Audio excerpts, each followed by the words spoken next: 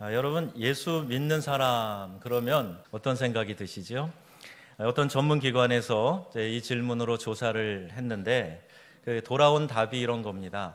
술 마시지 않는다, 제사 지내지 않는다, 욕하지 않는다, 교회 간다, 기도한다, 전도한다, 착하고 성실하다. 자, 이런 등등입니다. 정말 이런 금욕적이고 도덕적이고 종교적인 모습이 그리스도인의 본질일까? 대답은요, 아니라는 겁니다. 그리스도인의 종교적인 분위기와 또 그 행위, 그것에 이제 익숙해져서 선한 얼굴에 가면을 쓰고 자신을 포장한 위선자라면은요, 믿지 않는 사람과 뭐가 다르겠냐는 거예요. 성경에 나타나 있는 그리스도인의 이미지는 완전히 다른 거예요. 원수도 사랑하는 사람, 죽음도 두려워하지 않는 사람, 항상 기뻐하고 범사에 감사하는 사람, 그런 사람이 성경이 말하는 그리스도인의 특징이라는 겁니다. 대표적인 예를 들어본다면 로마 시대의 초대교회 성도들은 극심한 박해 가운데 있었어요. 그런 박해를 피해서 집도 재산도 포기하고 지하 공동묘지 카타콤에 들어가서 살았습니다. 우리나라는 어떻습니까? 일제시대 때 우상 숭배하지 않겠다고, 또 일왕에게 절하지 않겠다고 신사참배 거부하고 옥고를 치르고 박해를 받은 우리의 신앙의 선배들이 있지 않습니까?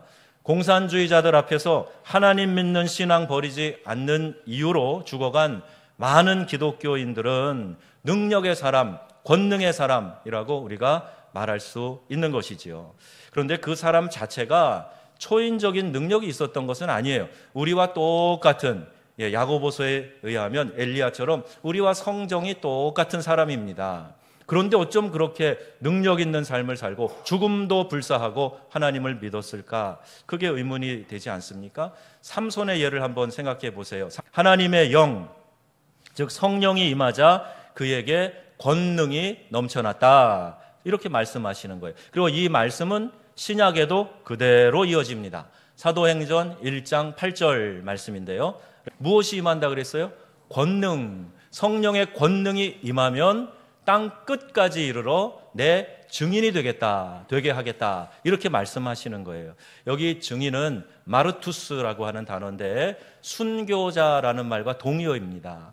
그러니까 초대교회 교인들은 내가 그리스도의 증인이 된다라는 이 말은 내 생명을 내걸고 예수의 복음을 전하겠다, 그 의미가 담겨져 있는 거예요. 하지만 오늘 교회는요, 이 성령의 권능, 이것을 우리가 잘 생각하지 않고 잘못 이해하고 있는 사람들도 많이 있습니다. 사람들이 성령의 권능 그러면 이것은 무슨 목회자나 아니면 특별한 사역을 하는 사람, 특별한 열심당원들, 이런 사람들만 성령의 권능을 받는 것이다, 자, 이렇게 착각을 하고 있는 겁니다.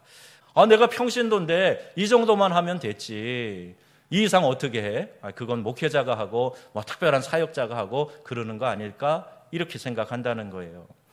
여러분, 이 의식이 바로 마귀가 던져주는 의식이다라고 영성학자 유진 피터슨이 이야기를 합니다. 주님의 십자가 복음이 모든 사람을 위한 것이듯이 성령을 통한 성령의 임재와 권능도 모든 사람에게 주어진 동일한 약속이다 하는 것을 여러분 믿으시기를 바랍니다. 그래서 이 약속대로 하나님께서 우리에게 오셨어요. 우리에게 구원을 약속해 주셨는데 구원 계획도 성령을 받을 때 온전해진다 하는 것이에요. 제자들이 예수님을 따라다니면서 말씀도 듣고 신앙 고백도 했지만 아직 성령님이 항상 함께 하시는 상태가 아니었던 것 같아요. 예수님이 제자들에게 이렇게 말씀하십니다. 사도행전 1장 5절에 성령으로 세례를 받으리라, 이렇게 말씀하셨어요. 이미 받았다면, 또 받아야 되는 것이 절대적인 것이 아니라면 예수님이 이렇게 말씀하시지 않았겠지요. 꼭 받아야 되는 것이고 아직 너희들이 성령 세례 받지 못했으니까 이렇게 말씀하시는 거예요. 그래서 누가복음 24장 49절 말씀입니다. 내 아버지께서 약속하신 게 뭐예요? 성령을 주시겠다는 거예요. 성령을. 그리고 이 성령이 위로부터 내리는 능력이라고 말씀하고 있고 그 능력이 너희들에게 덧입혀질 때까지 떠나지 말고 여기 있어, 이렇게 말씀하시는 거예요. 예수님에 대한 모든 것을 보고 듣고 경험했지만 증인이 되려면 반드시 성령 세례 받아야 된다 하는 말씀이에요. 이것은 성도뿐만이 아니라 교회를 향한 명령이자 약속의 말씀입니다. 그런데 이 성령이 하늘로부터 임하게 될 때, 약속하실 때, 또 이것을 우리에게 그렇게 약속하시고 주실 때 아무런 조건이 나오질 않아요. 그저 우리가 할 일은요, 약속의 말씀을 붙잡고 기도하며 기다리라는 거예요. 우리가 할 일이 뭐예요? 약속의 말씀을 붙잡고 기도하며 기다리라. 자, 이것만 우리에게 말씀하고 계시는 거예요. 그래서 우리는 소망 중에 기도하면서 기다려야 됩니다. 교회는요, 이 성령의 때, 하나님의 때, 하나님의 시간, 이것을 기다리는 공동체예요.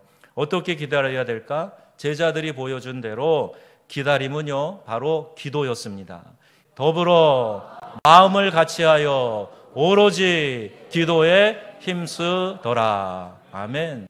성령이 임하실 때 그들이 함께 모여서 더불어 마음을 같이하여 오로지 기도에 힘썼다. 이게 분명하게 나와 있어요. 이렇게 성령이 임하실 때에 그 역사적 사건을 우리에게 자세하게 알려주고 있습니다. 여러분, 우리가 꼭 기억해야 될 것이 있습니다. 교회의 산실이 바로 기도라는 거예요. 교회가 태동이 됐을 때도 기도로 태동이 된 것이고, 하나님의 귀한 역사가 일어날 때는 반드시 기도 없이는 일어나지 않아요. 반드시 기도가 있어야 하나님의 귀한 역사가 나타나게 되는 줄로 믿습니다. 이 말씀을 듣고 열흘 남짓 함께 모인 사람들이 만사 제쳐두고 예수님의 약속만 붙잡고 기도했어요. 합심해서 기도했어요. 그렇게 기도하며 기다리는 일이 열흘이 지나서 오순절이 되었을 때 갑자기 하늘로부터 강한 바람 소리가 들립니다. 큰 불덩어리가 각 사람 위에 임했다는 거예요. 그때 제자들의 가슴이 뜨거워지고 그 입에서는 다른 말이 나오는, 방언이 터져 나왔어요. 제자들은 완전히 다른 사람으로 변화됐습니다. 두려워 떨고 있던 그들이 박차고 나가서 복음을 증거하고 죽음도 두려워하지 않는 하나님의 복음 증인들이 되었던 겁니다. 그리고 그렇게 전하자 수많은 사람들이 한데 모이게 되었고, 그리고 드디어 교회가 시작이 된 것입니다. 교회는요, 그 당시 헬라 문화권에서 에클레시아라고 불렀어요. 이 말이 무슨 뜻이냐 하면요, 이렇게 불러서, 여기 있는 사람들을 불러서 모은 사람들의 사명 공동체, 이게 에클레시아라는 단어의 뜻입니다. 불러서 뽑아 모은 사람들이 누구예요? 저와 여러분들이에요. 사명이 뭡니까? 그것은 복음을 전해서 영혼 구원하라는 것이 교회에 주어진 사명입니다. 교회는 다른 친교 모임이 아니에요. 정치 집단이 아니에요. 이해 집단이 아니에요. 교회는 복음 전해서 영혼 구원하라고 하나님이 특별히 우리를 불러 모아주신 사명 공동체란 말이에요. 여러분, 기도 응답은요, 철저하게 하나님이 주도권을 가지고 계신 거예요. 하나님의 기도하라는 명령에 우리가 순종하는 겁니다. 하나님의 뜻은 생각하지도 않고 내가 받고 싶은 것을 내가 받고 싶은 그때에 주실 줄 믿습니다. 이거 믿음이 아니란 말이에요. 그렇게 기도하는 게 아니란 말입니다. 이게 바로 막무가내식 기도예요. 그렇게 기도하니까 자꾸 절망하고 하나님 안 들어주셨다고 삐치고 그러는 것 아닙니까? 여러분, 하나님의 주도권을 인정하시기를 바랍니다.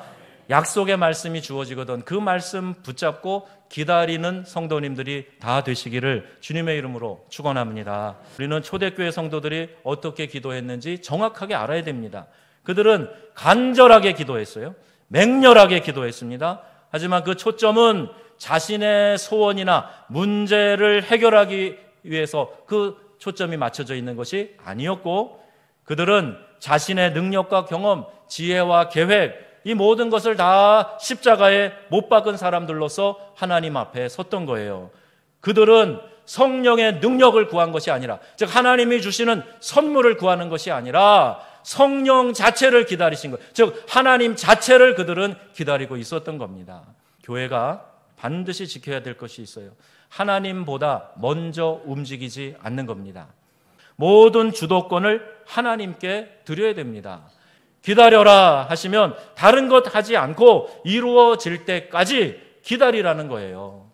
한두 번 해보고 포기하지 말라는 거예요. 그것이 주님의 말씀이면 이루어질 때까지 쉬지 말고 계속해서 응답해 주실 때까지 계속해서 기도하고 기다리라는 겁니다. 오직 순종하면, 기도로 인내하며 기다리면 어떤 상황과 환경 가운데 있다 해도 반드시 성령의 권능을 경험하게 될 줄로 믿습니다. 약속대로 이루실 주님의 역사를 기다리며 기도하며 인내하는 우리 명성의 귀한 성도님들이 다 되시기를 주 예수님의 이름으로 축원합니다. 아멘. 기도하겠습니다.